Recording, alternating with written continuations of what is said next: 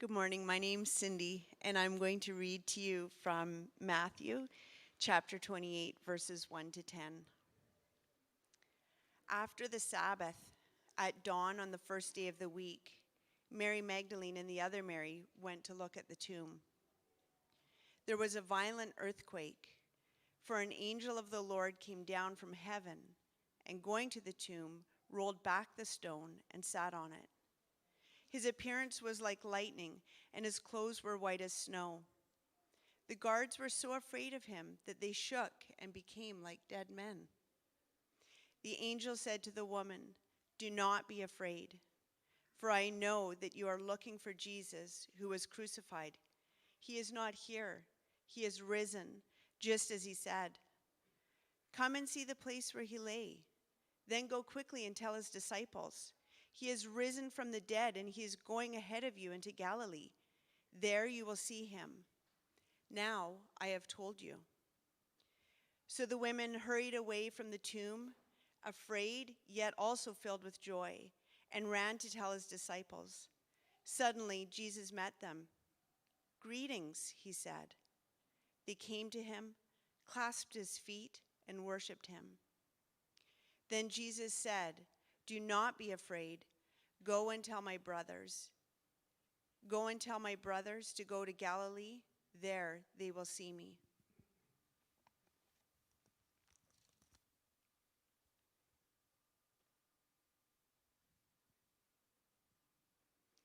Hebrews chapter 12, 1 to 3. Therefore, since we are surrounded by such a great cloud of witnesses, let us throw off everything that hinders and the sin that so easily entangles, and let us run with perseverance the race marked out for us. Let us fix our eyes on Jesus, the author and perfecter of our faith, who for the joy set before him endured the cross, scorning its shame, and sat down at the right hand of the throne of God. Consider him who endured such opposition from sinful men, so that you will not grow weary and lose heart. This is the word of the Lord.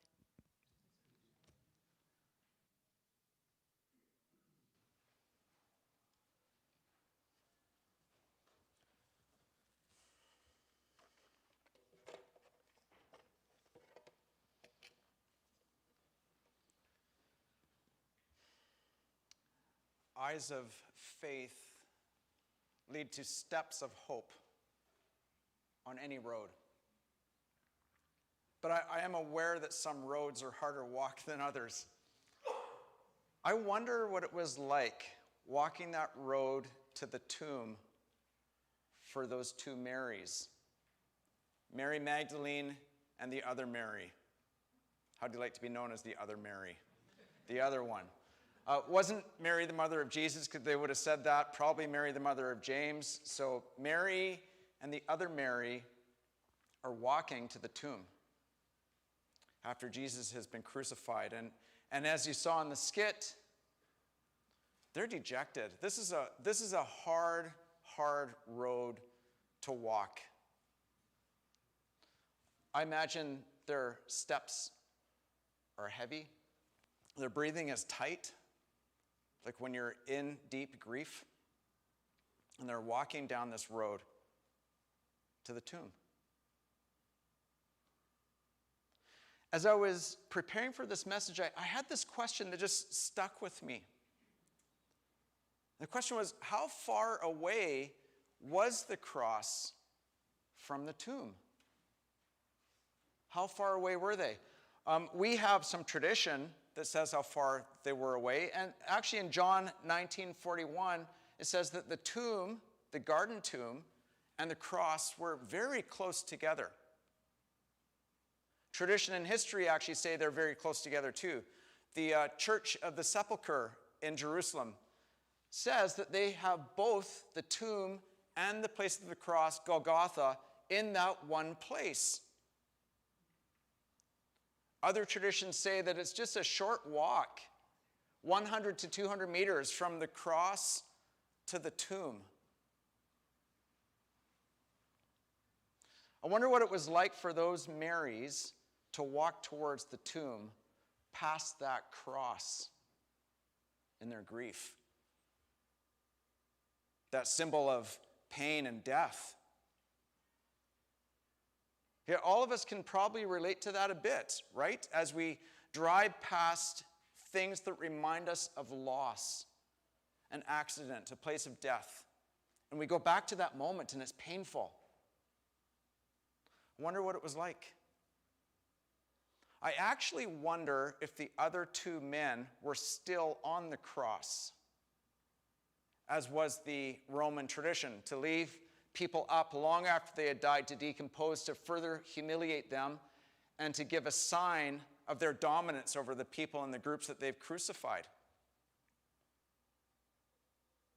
Those must have been heavy steps walking past that cross. It would have been so difficult to move past that point. I imagine them just supporting each other and walking past. It was a very hard road to walk. They get to the tomb, and they look back at the cross, and I guess they're just maybe glad they made it because their grieving can start. They can start to mourn, and maybe this garden tomb is a bit of a place of peace for them.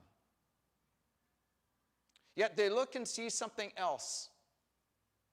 The tomb is empty. The stone is rolled away. It says there was this great shaking like an earthquake. They felt the ground buckle underneath them. And there was an angel sitting on top of the tombstone. He had rolled it away like it was styrofoam. I imagine him sitting on top of that tombstone in an alpha position, kind of dominant over death and the grave, sitting there looking like this. And I like the picture also of these Roman soldiers who were hardened soldiers, and they fainted. They swooned. They couldn't keep it together. The angel was too terrifying.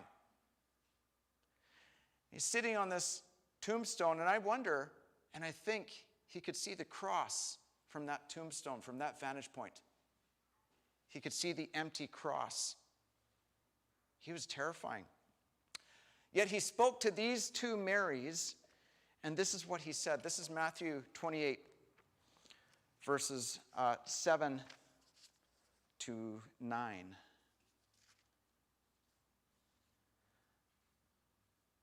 Five to 7, sorry. Don't be afraid, he said. I know you were looking for Jesus who was crucified. He isn't here. He is risen from the dead, just as he said would happen. Come and see where his body was lying. And now go quickly and tell his disciples he is risen from the dead, and he is going ahead of you to Galilee. You will see him there. Remember what I told you. I imagine the road back past that cross looked different from the vantage point of the empty tomb. I imagine they could walk past and look at that cross and think different thoughts as they saw that cross when they walk by. I know they haven't read 1 Corinthians yet because it wasn't written yet, but I imagine they said something similar to the Apostle Paul. Where, O death, is your victory? Where, O death, is your sting? The sting of death is sin. The power of sin is the law. But thanks be to God, he gives us victory through the Lord Jesus Christ. They looked at that cross and it had lost its sting. And they could walk this road because the road now looked different. They could see that difficult road through eyes of faith that lead to hope. Every Good Friday, every Easter, we see hope in the life, death, and resurrection of Jesus. And it's like God's amazing love, maybe a better way of saying it now is next level love. It's up there. It's leveled up to heal our relationship with God, to heal our relationship with others, to heal our relationship with ourselves, to heal our relationship with creation. It's what we call the atonement. What we look at, what we see, what we focus on is a source of hope on any road that we travel, no matter what kind of cross you walk by in your life. I invite you to see with eyes of faith the cross and the empty tomb together at the same time, to see death through new life, see sacrifice through hope. I have been fascinated by how the physical proximity of the cross and the tomb align with the theological proximity required by the atonement. The theological proximity of forgiveness and hope, sacrifice and new life, death and resurrection. The physical reality of one event, the resurrection, at a specific location. The cross on the hill called Golgotha. And the physical, spatial reality of another event, the resurrection, at a specific place, the garden tomb. Only a short walk away from each other, in sight of each other. And we see them together, and we have hope. They help us see life from a new perspective. Eyes of faith lead to steps of hope and help us walk any road. This is the last sermon in our series on Hebrews. And the book of Hebrews, as we've seen, is really concerned about bringing faith to life. Like making faith practical, making faith help us on the road that we walk every day. Hebrews is really concerned about seeing life from an eternal perspective, a new perspective. This is what Hebrews 12, 1-3 says about the road that we travel. Therefore, since we are surrounded by such great cloud of witnesses, let us throw off everything that hinders and the sin that so easily entangles. And let us run with perseverance the race marked out for us, fixing our eyes on Jesus, the pioneer and perfecter of faith. For the joy set before him, he endured the cross, the scorning its shame, and sat down at the right hand of the throne of God. Consider him who endured such opposition from sinners, so that you will not grow weary and lose heart.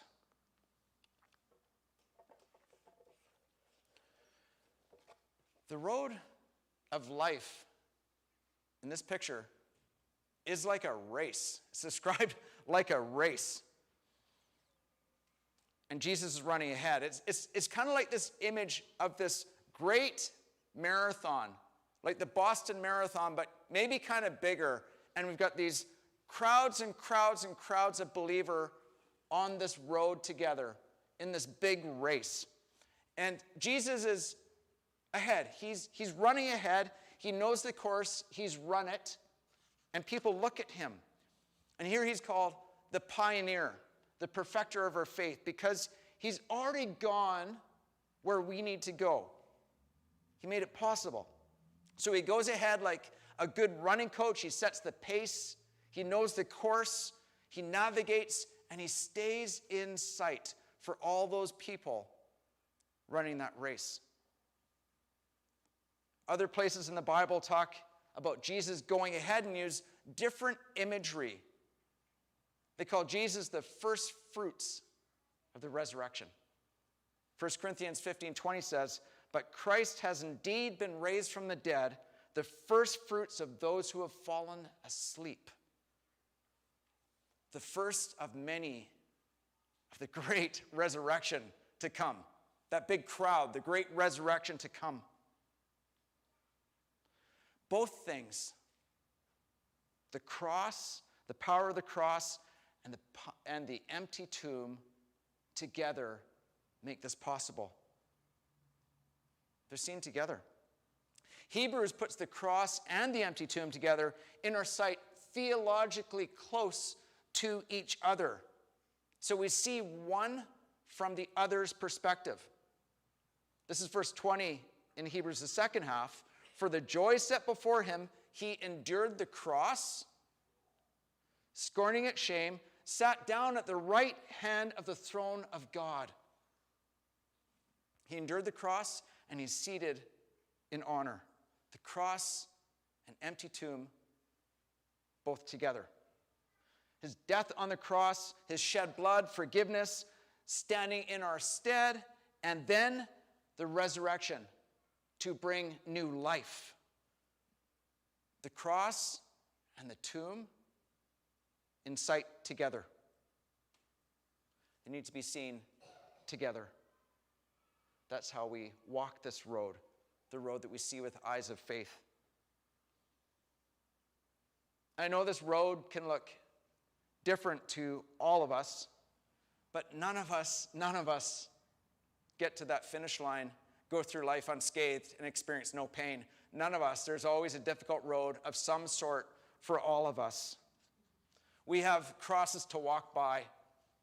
All of us have crosses that we must walk by. There is loss, there is disappointment, there is doubt, there is hurt, there is discouragement. Yet the writer of Hebrews wants us to know something about our faith and about life. The finish line, the hope, that promise, we can all reach it if we keep our eyes on Jesus and what he has done. The cross and the empty tomb, his death and resurrection belong together. Eyes of faith lead to steps of hope on any road. Now, I realize I've been talking about keeping the cross and the resurrection together in one viewing. Seeing them together like that angel on the tombstone. He had the perfect perspective. He could see those both together. And you might be thinking, yeah, we all know this. Thanks for telling us this again. That was cool. Yet sometimes the way we talk about the work of atonement, the way we talk about the work of Jesus, it's like we only see the cross, even though none of us deny the resurrection.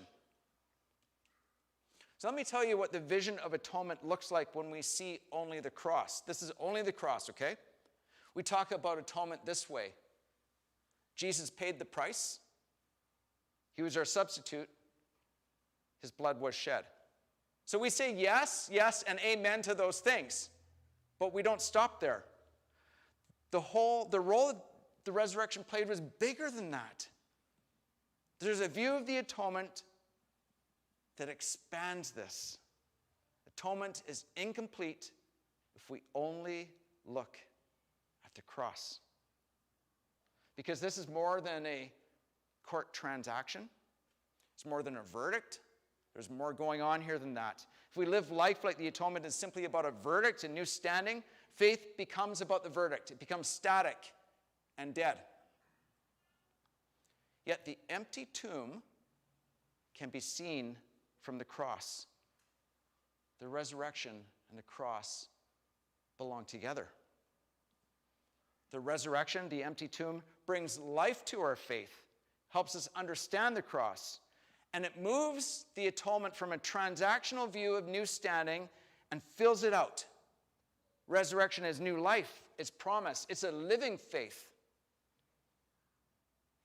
This is what 1 Corinthians 15:17 says. And if Christ has not been raised, then your faith is useless and you are still guilty of your sins. The resurrection is a promise of what's to come. He is making all things new. We look and we see the cross and the empty tomb together. Both are empty, both are in view. And the life of the follower of Jesus, for us, the atonement is about the debt paid, the ransom, substitution, victory, and new life, first fruits, new creation, abundant life, living the eternal in the present. That's the tomb and the cross together. And it makes us a new creation as a people. We don't just wait till we die to experience the fullness of the gospel. That's only part of it.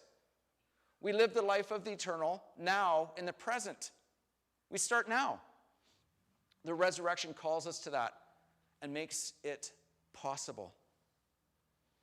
From a static faith to a living faith. That's the power of the resurrection for living. Jesus is making all things new, and the resurrection demonstrates that. He is risen.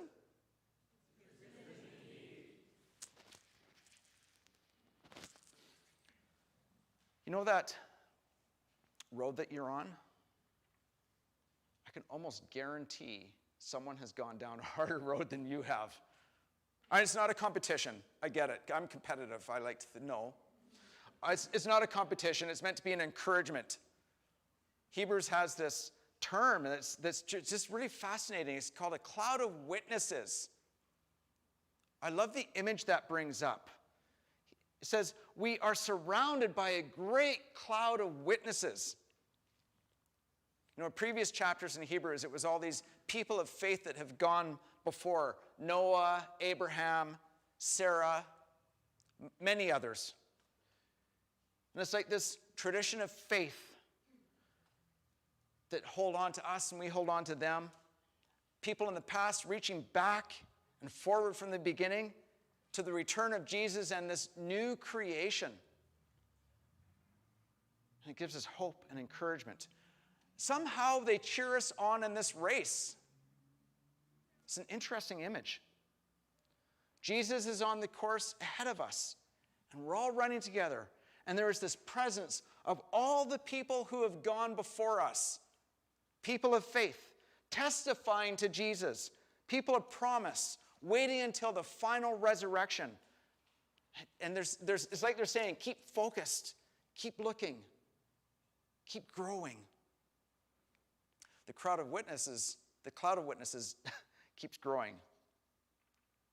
Depends how you look at it, fortunately or unfortunately. It keeps growing.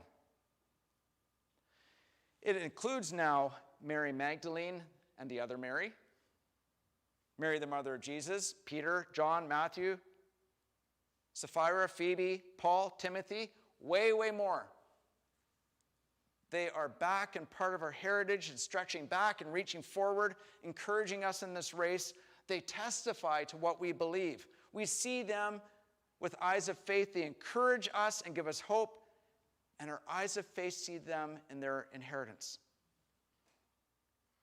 Let me give you some more recent history of people who walk with us in this great cloud of witnesses. Dietrich Bonhoeffer, the great German theologian, actually died April 9th, this day in 1945. It's part of the cloud of witnesses. C.S. Lewis, 1963. Billy Graham, 2018. Rachel Held Evans, 2019. J.I. Packer, 2020. Queen Elizabeth, I dare say, 2022. And there's more. There's too many. This cloud of witnesses keeps getting bigger. Sometimes when I'm up here, I'm aware that I've both delivered sermons from here and memorials from the same place. And I've led families in grieving from here. And somehow I'm mindful that there's this cloud of witnesses that we know, that relate to us in some way I don't quite understand. It's this great unseen reality that Hebrews is concerned about, the world beyond that gives us fresh perspective. There is more to life than you see. Live through eyes of faith. Others have gone before you. And because of the promise of the cross and the empty tomb together, they have crossed the finish line and are somehow part of that crowd cheering us on. That's how we walk the road of life in Hebrews. It's like a race. Jesus has gone before us, and others have gone before us, and they encourage us. There are a lot of roads in the Easter story. Lots of roads. And I know that we each have our own roads, and I wonder, how does your road feel to you? Is it hard? Is it easy? Does it have a few speed bumps? Maybe a pothole here and there? Maybe an Edmonton or Winnipeg pothole. Are you in a season of grief and loss? season of doubt and despair, a season of insecurity when you don't know your future, a season of loneliness. And the encouragement here is that you are not alone. Jesus is with you. Others have gone before us, and his people are with you. We are called to be together. We don't do this alone. I've noticed that I am strongest when I'm with you. I've noticed that actually my weakest moments are actually when I'm away from the people of faith. Those are my deepest, hardest questions. And somehow when we're together, I feel stronger. I hope you feel that way too. I hope you don't feel weaker when we're together. Hope you feel stronger. Eyes of faith change the way we see the road. Mary and the other Mary were walking back as they had been instructed. And I imagine they saw that cross and it just looked totally different to them. And then to make it better yet, they saw Jesus on the road. I don't know what that encounter looked like, but this is how I like to think of it. They ran to each other. I like to think actually of Jesus in his medieval garb, like the image of the prodigal son in that picking up his robes and running. And they embraced and saw each other, and they knew that they were together.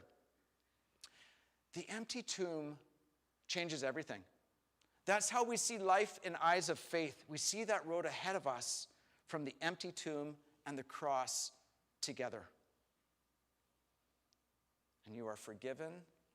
You are loved. He was given for you. That's the cross. And you are being made new. He is making all things new and offers abundant life now. And we look forward to the great resurrection in the end. These are some of the words of the Apostles' Creed.